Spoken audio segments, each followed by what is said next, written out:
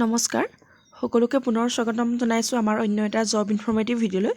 আজিৰ ভিডিঅ'টোত আপোনালোকৰ বাবে লৈ আহিছোঁ RRB ALPৰ এটা ৰিক্ৰুইটমেণ্টৰ বিষয়ে।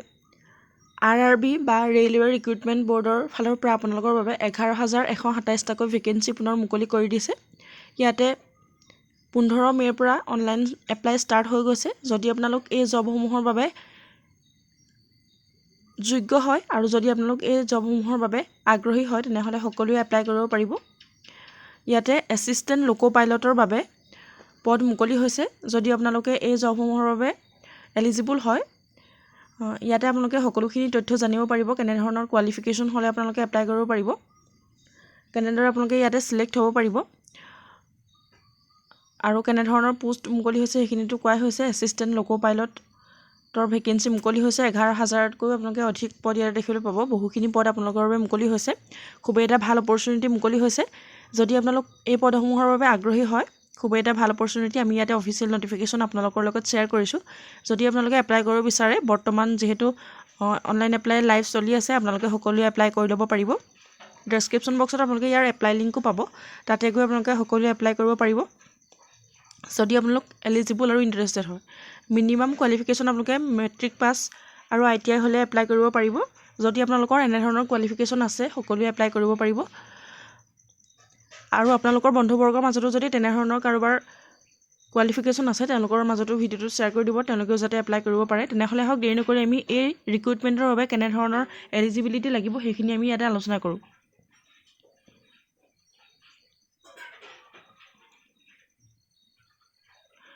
ইয়াতে অভাৰভিউখিনি দিয়া হৈছে। অৰ্গেনাইজেশ্যন নেম হৈছে ৰেলৱে ৰিক্ৰুইটমেণ্ট বৰ্ডছ বা RRBৰ ফালৰ পৰা পদখিনি মুকলি কৰা হৈছে। Ministry of railways, government of India. যিহেতু এইটো চেণ্ট্ৰেল জব হয়, গোটেই ইণ্ডিয়াৰ বাবে 11,127টাকৈ পদ ইয়াতে মুকলি হৈছে। পোষ্ট নেম হৈছে এছিষ্টেণ্ট লোকো পাইলট বা ALPৰ বাবে ইয়াতে পদ মুকলি হৈছে 11,000তকৈ অধিক পদ। ডিপাৰ্টমেণ্ট দিয়া হৈছে ministry of railways, government of India. আৰু ইয়াতে আপোনালোকৰ অসমৰ গুৱাহাটীৰ জোনৰ বাবে কেনেধৰণৰ পদ মুকলি আছে সেইখিনিও আমি ইয়াতে আলোচনা কৰিম। বিভিন্ন ষ্টেটৰ বাবে বিভিন্ন ধৰণৰ পদ ইয়াতে খালী হৈছে। আমাৰ আছামৰ বাবে আপোনালোকে কেনেধৰণৰ পদ কিমানখিনি পদ লাভ কৰিব পাৰিব সেইখিনি ইয়াতে আমি আলোচনা কৰিছোঁ। ইয়াতে পে স্কেলো দিয়া হৈছে level 2 in 7 CPC pay matrix. Initial পে'টো ইয়াতে 19,900 পৰ্যন্ত দিয়া হৈছে। আপোনালোকে ইয়াতে বেছিক চেলাৰী 19,900কৈ লাভ কৰিব পাৰিব। আৰু এপ্লিকেশ্যন মোডটো ইয়াতে অনলাইন থাকিব। আপোনালোকে সকলোৱে অনলাইন মাধ্যমেৰে এপ্লাই কৰিব পাৰিব। যিটো RRBৰ অফিচিয়েল ৱেবছাইট আছে তাতে গৈ আপোনালোকে এপ্লাই কৰিব পাৰিব। নিজে এপ্লাই কৰোঁ বুলিলেও আপোনালোকে পাৰিব। ডেছক্ৰিপশ্যন বক্সত ইয়াৰ অফিচিয়েল নটিফিকেশ্যন আৰু এপ্লাই লিংক আপোনালোকে পাব। আৰু CBT মোডটো দিয়া হৈছে, চিলেকশ্যন মোডটো দিয়া হৈছে CBT 1 আৰু CBT 2। CBT 1ত আপোনালোকৰ 75 মাৰ্কছ থাকিব আৰু CBT 2ত পাৰ্ট A আৰু পাৰ্ট B তেনেকৈ থাকিব। পাৰ্ট Aত থাকিব 100 মাৰ্কছ আৰু পাৰ্ট Bত থাকিব 75 মাৰ্কছ কোৱালিফাইং মাৰ্কছ দিয়া হৈছে। তাৰ পাছতে ডকুমেণ্ট ভেৰিফিকেশ্যন আৰু মেডিকেল এক্সামিনেশ্যনৰ যোগেদি আপোনালোকে চিলেকশ্যনটো লাভ কৰিব পাৰিব। আৰু অফিচিয়েল ৱেবছাইটটো ইয়াতে দিয়াই হৈছে, RRBৰ যিটো অফিচিয়েল ৱেবছাইট তাতে গৈ আপোনালোকে এপ্লাই কৰিব পাৰিব।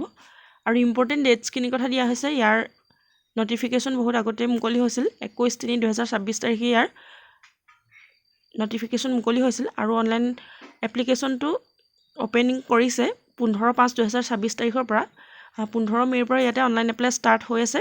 আৰু লাষ্ট ডেটটো ইয়াতে দিছে 14/6/2026। ইয়াৰ জুনৰ 14 তাৰিখ পৰ্যন্ত আপোনালোকে এপ্লাই কৰিব পাৰিব। একমাহ ইয়াতে সময় দিছে এপ্লাইৰ বাবে।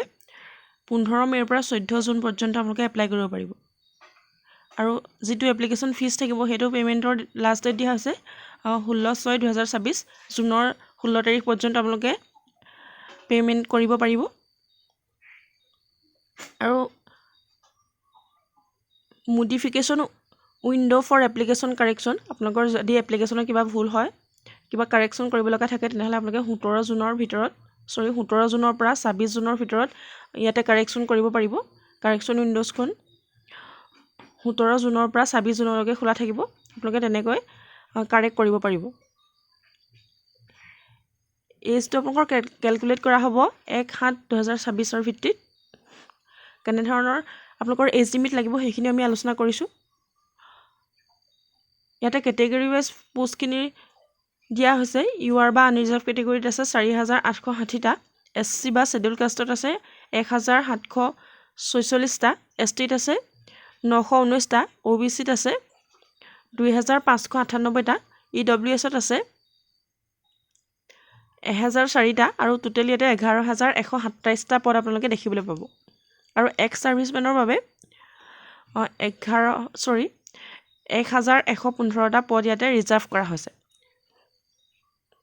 আৰু কোনটো জোনত ইয়াত কিমানখিনি পদ দিয়া হৈছে ইয়াতে দিয়া হৈছে আহমেদাবাদত টোটেল পোষ্ট আছে 147টা আৰু ইউআৰত 62টা SCত 22টা STত আছে 11টা OBCত আছে 38টা EWSত 14টা আমি গোটেইখিনি নাচাওঁ গুৱাহাটীৰ জোনৰ বাবে আপোনালোকক কিমানখিনি পদ মুকলি আছে ইয়াতে দিয়া হৈছে গুৱাহাটীৰ বাবে টোটেল পোষ্ট আছে 676টা 676টা গুৱাহাটীৰ বাবে পদ খালী আছে আৰু ইয়াতে ইউআৰত 272টা আছে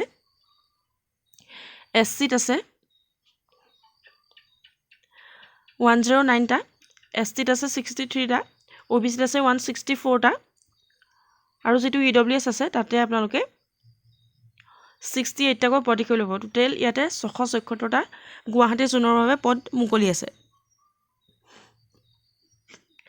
আৰু বিভিন্ন ধৰণৰ এলিজিবিলিটিখিনি এতিয়া দিয়া হৈছে এডুকেশ্যনেল কোৱালিফিকেশ্যন ইয়াতে অপশ্যন A আৰু অপশ্যন B দুটাকৈ দিয়া হৈছে অপশ্যন A দিয়া হৈছে মেট্ৰিকুলেশ্যন পাছ ITI মেট্ৰিক পাছ প্লাছ যদি আপোনালোকে ITI কৰিছে তেতিয়াহ'লে আপোনালোকে ইয়াতে এলিজিবল হ'ব আৰু অপশ্যন B দিয়া হৈছে matriculation plus diploma or degree in engineering matric pass কৰাৰ পাছত আপোনালোকে যদি ডিপ্লোমা বা ডিগ্ৰী ইঞ্জিনিয়াৰিঙত কৰিছে তেনেহ'লে আপোনালোকে ইয়াতে এপ্লাই কৰিব পাৰিব এইখিনি ডিটেইলছখিনি ভালদৰে দিয়া হৈছে যদি আপোনালোকে ডিটেইলছখিনি ৰিড কৰিব বিচাৰে অফিচিয়েল নটিফিকেশ্যনখন আপোনালোকে ৰিড কৰিব পাৰে ডেছক্ৰিপশ্যন বক্সৰ পৰাই আপোনালোকে লিংকত গৈ অফিচিয়েল নটিফিকেশ্যনখন ডাউনলোড কৰি ল'ব পাৰিব তাতে আপোনালোকে সকলোখিনি ডিটেইলছ লাভ কৰিব পাৰিব আৰু এজ লিমিটখিনি দিয়া হৈছে 18 to 30 ইয়াৰ্ছৰ কেণ্ডিডেটসকলে ইয়াতে এপ্লাই কৰিব পাৰিব 18 বছৰৰ পৰা 30 বছৰসকলে এপ্লাই কৰিব পাৰিব আৰু ইয়াতে ৰিলেক্সেশ্যনো লাভ কৰিব পাৰিব এজৰ ৰিলেক্সেশ্যনখিনি দিয়া হৈছে জেনেৰেল আৰু EWSৰ বাবে 18 বছৰৰ পৰা 30 বছৰ OBCৰ বাবে 3 years ৰিলেক্সেশ্যন মেক্সিমাম 33 yearsলৈকে এপ্লাই কৰিব পাৰিব SC STৰ বাবে 5 years কৰি ৰিলেক্সেশ্যন মেক্সিমাম 35 yearsলৈকে তেওঁলোকে এপ্লাই কৰিব পাৰিব আৰু এক্স সাৰ্ভিসমেন UR আৰু EWSৰ বাবে 3 years ৰিলেক্সেশ্যন থাকিব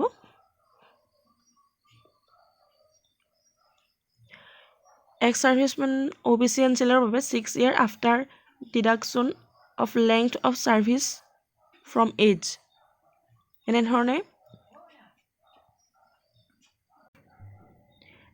ৰিলেক্সেশ্যনখিনি ইয়াতে দিয়া হৈছে যিসকল বিধৱা আৰু ডিভোৰ্সড মহিলা আছে তেওঁলোকৰ বাবে ইয়াতে ৰিলেক্সেশ্যন দিয়া হৈছে বিধৱা বা ডিভোৰ্স যিখিনি জুডিচিয়াৰলি সেপাৰেটেড ওমেন আছে তেওঁলোকৰ বাবেও মেক্সিমাম UR আৰু EWSৰ বাবে 35 yearsলৈকে তেওঁলোকে এপ্লাই কৰিব পাৰিব এনেধৰণে আপোনালোকে ৰিলেক্সেশ্যনসমূহ লাভ কৰিব পাৰিব কোনটো কেটেগৰী আপোনালোক হয় তাৰ বাবে আপোনালোকে ৰিলেক্সেশ্যনখিনি ইয়াতে চেক কৰি ল'ব পাৰিব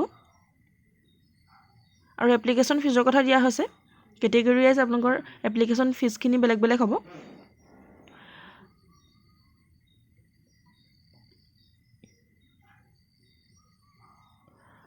অল কেণ্ডিডেটছ ইয়াতে accept categories below তাতে দিয়া হৈছে 500 টকা আপোনালোকে এপ্লিকেশ্যন ফিজ ইয়াতে দিব লাগিব আৰু SC ST ex servicemen female transgender minorities economically backward class তেওঁলোকৰ বাবে 250 rupees কৈ ইয়াতে দিয়া হৈছে আৰু সিলেকশ্যন প্ৰচেছৰ কথা ইয়াতে দিয়া হৈছে প্ৰথমতে ষ্টেজ 1ত আপোনালোকৰ CBT 1 হ'ব তাতে ডিউৰেশ্যন থাকিব 60 মিনিটছৰ এটা এক্সাম অনুষ্ঠিত হ'ব টোটেল কুৱেশ্যনছ আৰু মাৰ্কছ থাকিব 75টা কুৱেশ্যন 75 মাৰ্কছ থাকিব পাৰ কুৱেশ্যন আপোনালোকৰ 1 মাৰ্ক কেৰি কৰিব ইয়াতে টাইপটো objective type MCQ computer based test হ'ব আৰু নিগেটিভ মাৰ্কিং থাকিব 1/3 মাৰ্ক ডিডাক্টেড পাৰ ৰং এনসাৰ আৰু মিনিমাম কোৱালিফাইং মাৰ্কছ ইয়াতে UR আৰু EWSৰ বাবে 40% OBC NCLৰ বাবে 30% SC STৰ বাবেও SCৰ বাবে 30% আৰু STৰ বাবে 25% ইয়াতে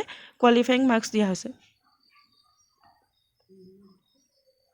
সিলেবাছখিনি দিয়া হৈছে মেথামেটিক্স মেণ্টেল এবিলিটি বা reasoning general science 10th standard level আপোনালোকে জেনেৰেল সায়েন্স চালে হ'ব এনে ধৰণৰ আপোনালোকৰ সিলেবাস থাকিব ইয়াতে আৰু যেটো CBT 2 থাকিব তাতে আপোনালোকৰ পাৰ্ট 8 থাকিব 90 মিনিটছৰ ডিউৰেচনৰ এক্সাম অনুষ্ঠিত হ'ব কুৱেশ্যন থাকিব টোটাল 100টা 100 মাৰ্কছৰ কুৱেশ্যন পাৰ কুৱেশ্যন আপোনালোকৰ 1 মাৰ্কছ থাকিব আৰু মিনিমাম কোৱালিফাইং মাৰ্কছ কিনে দিয়া হৈছে UR আৰু EWS ৰ বাবে 40% OBC NCL ৰ বাবে 30% SC ৰ বাবে 30% আৰু ST ৰ বাবে 25% আৰু যেটো পাৰ্ট বি থাকিব তাতে 60 মিনিটছৰ এক্সাম অনুষ্ঠিত হ'ব তাতে 75টা কুৱেশ্যন থাকিব প্ৰতিটো কুৱেশ্যনৰ বাবদ আপোনালোকৰ 1 মাৰ্কছ কৰি থাকিব টোটাল ডিউৰেচন থাকিব 175টা কুৱেশ্যনছ 2.5 আৱাৰ্ছ ডিউৰেচন থাকিব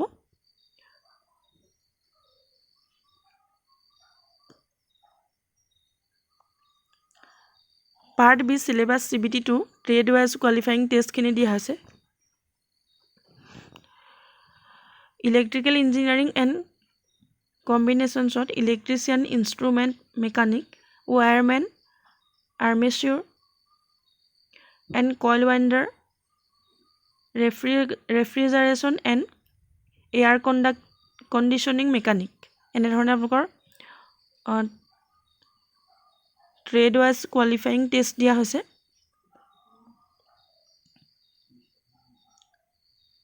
এনে ধৰণৰ আপোনালোকৰ সিলেকশন প্ৰসেছটো হ'ব যদি আপোনালোকে এপ্লাই কৰিব বিচাৰে সকলো এপ্লাই কৰিব পাৰিব আৰু মেডিকেল ষ্টেণ্ডাৰ্ড আৰু জেনেৰেল ফিটনেছৰ কথা ইয়াত দিয়া হৈছে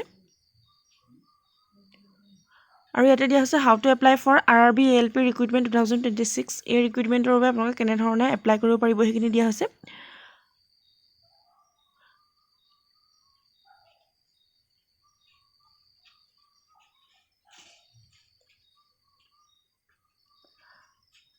ইয়াতে আপোনালোক কেনে ধৰণৰ ডকুমেন্ট ভেৰিফিকেশনৰ সময়ত ডকুমেন্ট দৰকাৰ হ'ব সেইখিনি দিয়া হৈছে এজ প্ৰুফ মেট্ৰিকুলেশ্যন অৰ SSLC 10th ক্লাছ সাৰ্টিফিকেট দৰকাৰ হ'ব ইয়াতে এজ প্ৰুফৰ বাবে মেট্ৰিক বা 10th পাছৰ আপোনালোকৰ যিখন সাৰ্টিফিকেট সেইখন ইয়াতে দৰকাৰ হ'ব এডুকেশনাল কোৱালিফিকেশনছ যি আপোনালোকৰ কোৱালিফিকেশন আছে তাৰ আপোনালোকৰ প্ৰুফ লাগিব ইয়াতে ITI diploma degree certificate in prescribe trade discipline তেনেদৰে আপোনালোকৰ যি আপোনালোকৰ ডিপ্লোমা বা ডিগ্ৰী থাকে তাৰ সাৰ্টিফিকেটছ ইয়াতে দৰকাৰ হ'ব SC ST OBC NCL EWS ex সাৰ্ভিসমেনৰ সাৰ্টিফিকেট লাগিব যিখন আপোনালোকৰ কাষ্ট সাৰ্টিফিকেট থাকে সেইখন ইয়াতে দৰকাৰ হ'ব আৰু self screening medical declaration report medical ডিক্লাৰেচনৰ বাবে আপোনালোকে এনেক্সা ফৰ্ম